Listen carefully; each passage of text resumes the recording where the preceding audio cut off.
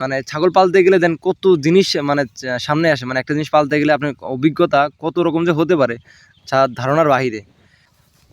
এটা অন্য কারো ছাগলের হয়েছে কিনা বা অন্য কারো ছাগলের হয়েছে কিনা অবশ্যই জানাবেন। ওই যে ঘাসটাকে চাবাইছিল ওই ঘাসটা আবার টান দিছে, বাট খাইতে পারতেছে না। এই দেখেন চাবাই চাবাই রেখে দেয়, দেখছেন? এই দেখেন, এই চাবাই চাবাই রেখে দিচ্ছে। তো নামাজ বাদ দিও না বন্ধু, দুনিয়ার জীবন থেকে আখিরাত উত্তম।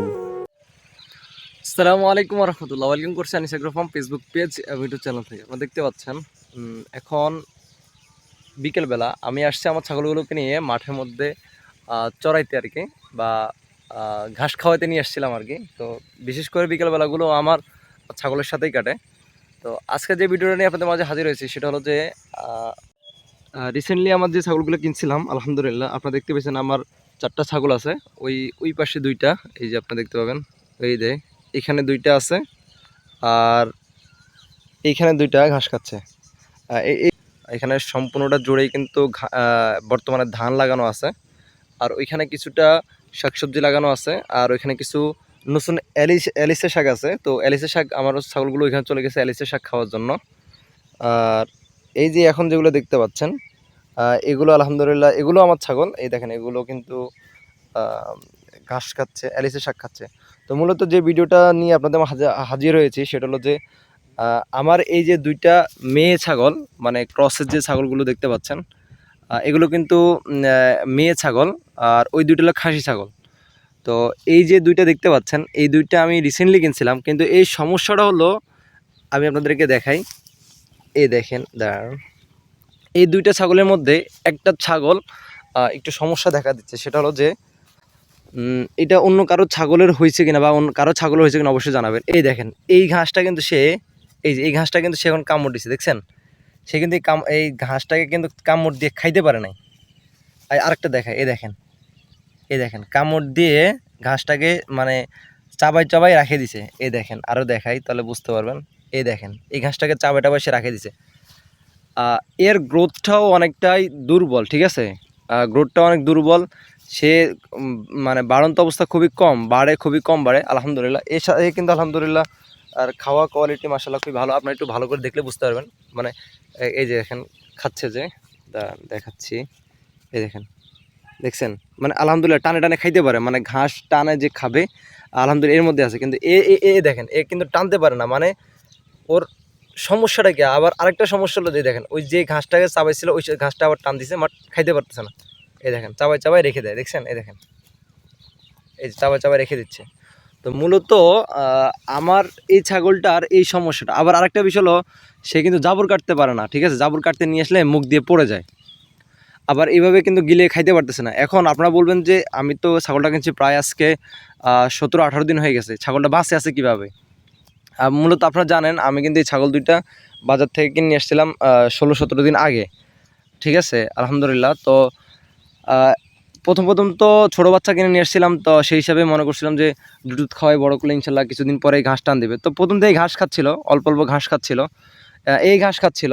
তো আমি মনে করছি ওই খাবে, এতটা গ্রাহ্য করি নাই। তো 4-5 দিন পর থেকে আমি বিষয়টা একটু খেয়াল করা শুরু করছি। ও কিন্তু টানে, মানে টান দিয়ে যে ঘাস খাবে না এটা খাইতে পারতেছে না। আপনারা দেখতে পাচ্ছেন যে ঘাস টানতেছে, কিন্তু ওই টান দিয়ে ভিতর যাচ্ছে না, মানে শক্ত করে যে টান দিবে না সেটা দিতেছে না। আবার জাবর কাটতে পারে না, জাবর কাটতে গেলে মুখ দিয়ে পড়ে যায়। এই যে মুখের যে নিচে দেখেন ময়লাগুলো দেখেন, এই যে দেখছেন, মানে এইখান দিয়ে মুখ দিয়ে পড়ে যায়, আর খুব দুর্গন্ধ মুখের ময়লাগুলা। তো এই ছাগলটার এই সমস্যাটা হচ্ছে ও মানে ছাগল পালতে গেলে দেন কত জিনিস মানে সামনে আসে, মানে একটা জিনিস পালতে গেলে আপনার অভিজ্ঞতা কত রকম যে হতে পারে যা ধারণার বাহিরে। শুধুমাত্র এলিসাগুলোকে হয়তোবা কিছু এলিসার টান দিলে হয়তোবা নরম থাকলে ওগুলো চলে যায়, কিন্তু বেশিরভাগগুলোকে ওই দেখেন চাবাই চাবাই রেখে দিচ্ছে, দেখেন চাবাই চাবাই রেখে দিচ্ছে, ঠিক আছে? খাইতে পারতেছে না, একদম খুবই কম যাচ্ছে ওর পেটে, মানে ওর শরীর এর গ্রোথ থেকে আলহামদুলিল্লাহ এর গ্রোথটা দেখেন খুবই মাশাআল্লাহ খুবই ভালো দেখেন, কিন্তু এর গ্রোথের অবস্থা খুবই খারাপ, ঠিক আছে?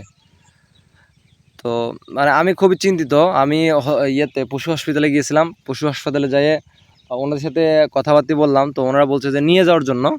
তো আসলে আমার মাদ্রাসা থাকে, তো ওই জন্য আমি ওই সময়টা নিয়ে যেতে পারি না, কিন্তু চিন্তা করছি যে একে নিয়ে যাব। কারণ ছাগলটা শখ করে কিনছে আলহামদুলিল্লাহ। এই 2টাই মেয়ে, আপনারা জানেন, এই যে একটা আর এই একটা, 2টাই মেয়ে। তো আমি 2টা মেয়ে কিনছি এই জন্যে যাতে করে আমি এগুলো নিয়ে বাড়াবো ইনশাল্লাহ। কারণ আমি বড় কিনলে আমার কেন জানি ডাক ধরালেই ডাক ধরতেছে না, বা হিটে আসলে হিট ধরালে হচ্ছে না, মানে বিভিন্ন সমস্যা হচ্ছে আর কি। তারপরে ওগুলা বিক্রি টিক্রি করে দিয়ে আমি এগুলো কিনে নিয়ে আসছি বাজার থেকে, অনেক দাম দিয়ে কিনে নিয়ে আসি শুধুমাত্র জাতের বলে। এই যে ওকে এ দেখেন, এই যে একটা ভালো করে দেখেন, এই দেখছেন, মানে চাবাই চাবাই চাবাই চাবাই এমন চাবান চাবাইছে এটাকে, এই দেখেন এটাকে এমন চাবান চাবাইছে, ওর মানে পুরা পাতা টাতাগুলো চাবাইতে চাবাইতে পরে গেছে, কিন্তু হাড্ডিটা টান দিতে পারে না। এই যেভাবে টানে খাচ্ছে দেখেন, এই আলহামদুলিল্লাহ এই কিন্তু টানে টানে খাইতে পারতেছে, এই দেখেন, কিন্তু ও টানতে পারতেছে না, ও খালি চাবায়।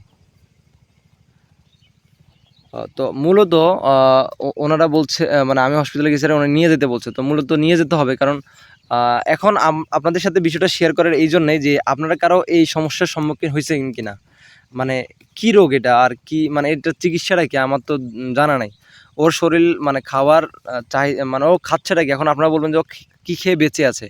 মূলত ও ভাতের মাড়, তারপর হলো দুধ, এগুলা আমি কিন্তু এখনও দুধ খাওয়াই আলহামদুলিল্লাহ, এদের দুইজনকে কিন্তু এখনও দুধ খাওয়াই। তো দুধ দুধ খাওয়াই কিন্তু বাচ্চা আছে, এমন ঘাস খায় খুবই কম, ঠিক আছে। কারণ হলো ও মানে ও জাবুরও কাটতে পারে না তেমন একটা, আর টয়লেটও খুব কম করে। ও জাবুর কাটতে গেলে সব মুখ দিয়ে পড়ে যায়, যে মুখের ময়লা দেখলে আপনি বুঝতে পারবেন, যে একদম ময়লা দেখছেন।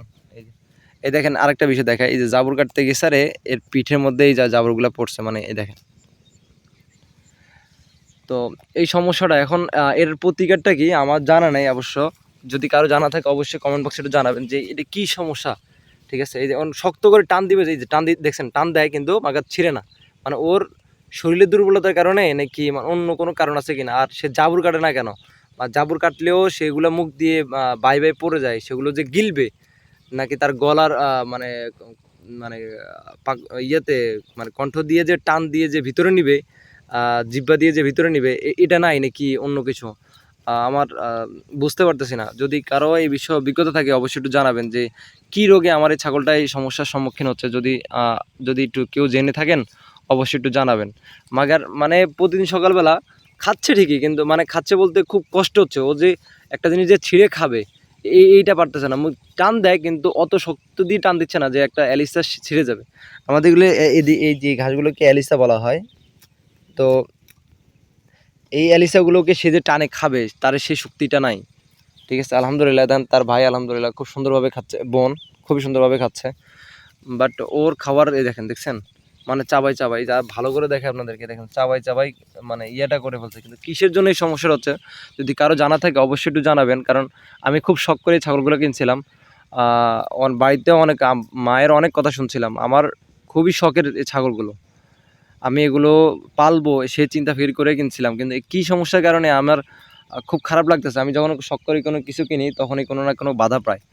তো এই ছোটো বাচ্চাগুলোর যদি এই সমস্যাটা হয়, এখন আবার শখ করে পানি ফালার মানে পশু প্রাণী পালতে গেলে অনেক ধরনের রোগ হয়, যদি আমি এগুলো ট্রিটমেন্ট না করতে পারি তাহলে কিন্তু তারা কষ্ট পাবে। তো আমি চাচ্ছি যদি কারো জানা থাকে বা কি করলে ভালো হবে, যদি কারো একটু পরামর্শ থাকে অবশ্যই কমেন্ট বক্সে জানিয়ে যাবেন, কারণ আমি এটা চিকিৎসা করতে চাই, আর এই জিনিসটা মানে ওকে কষ্ট কম দিতে চাই, ওকে কষ্ট দিতে চাই না, ও সুস্থ করে ও স্বাভাবিক জীবনে ফিরিয়ে নিয়ে আসতে চাই। তো অবশ্যই একটু জানাবেন। তো আজ এ পর্যন্ত, সে ভালো থাকবেন, অবশ্যই একটু কমেন্ট বক্সে জানাবেন, আমি আপনাদের কমেন্টের আশায় থাকলাম। আর দোয়া করবেন সবাই যাতে খুব দ্রুত সুস্থ হয়ে যায়। দেখেন মানে খুব কষ্ট হচ্ছে, ওদের টান দিচ্ছে না, ছিঁড়তেছে না, দেখছেন এই দেখেন ছিঁড়ে না, এমন অবস্থা।